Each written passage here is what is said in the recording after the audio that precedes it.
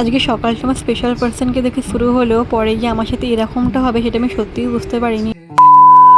Hey hi everyone, welcome to another daily blog. I'm Ankita and আমার একটা নতুন ভিডিওতে সবাইকে জানাই অনেক অনেক ওয়েলকাম। আজকে দিনটা ছিল সানডে অ্যান্ড ঘুম থেকে উঠে জাস্ট ফ্রেশ হয়ে ব্যালকনিতে এসেছি অ্যান্ড দেখি এরকম অন্ধকার কালো হয়ে মেঘ করেছে। তারপরে আমার সাথে দীপ একটু দেখা করতে এসেছিলো, দার্জিলিং থেকে কালকেই ফিরেছে রাত্রিরে অ্যান্ড সকালেই চলে এসেছে হচ্ছে আমার সাথে দেখা করার জন্য। এখানে ফোনে কেটা দেখাচ্ছিলো, ইমেল লোকাচ্ছিলো আমাকে। তারপরে আমার জন্য এখানে কচুরি নিয়ে এসেছিলো, ফোন করে জিজ্ঞেস করছিলো কী খাবে। আমি বললাম সকালে যখন আসে তাহলে কচুরি নিয়ে চলে আসো। তো সকালে কচুরি ব্রেকফাস্টে খেয়ে নিয়েছিলাম, তারপরে চলে গেছিলো। দেন তারপরে হচ্ছে আমি এখানে রান্নাবান্না শুরু করেছিলাম। তার মধ্যেই আমার হাতটা খুব বাজেভাবে এরকমভাবে পুড়ে যায়, মানে কীভাবে বলবো, কীভাবে এরকমভাবে পুরলো এক্সপ্লেন করা তো সম্ভব না অতটা ভিডিওতে।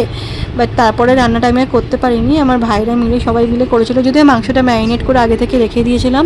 দেন দুপুরে আমাকে বাবা ভাত খাইয়ে দেয়, আমি আজ ভাত খাওয়ার পরে গিয়ে স্নান করেছি। তারপরে এখানে আমি সাবান নিয়ে এখন একটু স্কিন কেয়ার করে নিচ্ছি।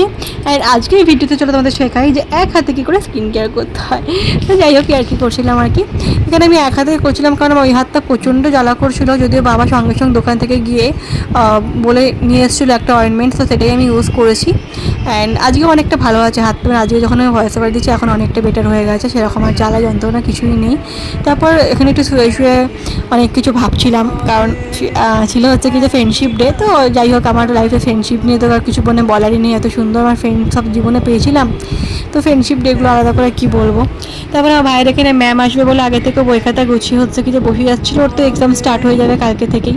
অ্যান্ড তারপর আমার ভাই একটু আমাকে গ্রিন টিও করে এনে দিল, প্রিন্সেস ট্রিটমেন্ট।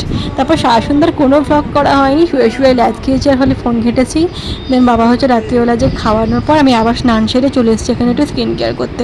কিছু হোক কি না হোক জীবনে আমার দুবেলা স্নান কিন্তু টাইম টু টাইম হতে থাকে, কারণ স্নান না করলে না আমার রীতিমতো নিজেকে পাগল পাগল ফিল হয়। আমাকে অনেকে বলে যে রাত্রিরে স্নান করিস ঠান্ডা লেগে যাবে না, বাট না আমার লাগে না, এটা আমার একদম হ্যাবিট হয়ে গেছে। আমার বাবার থেকে হ্যাবিটটা আমার হয়েছে, আমার বাবারও সেম হ্যাবিট, আমারও একই হ্যাবিট।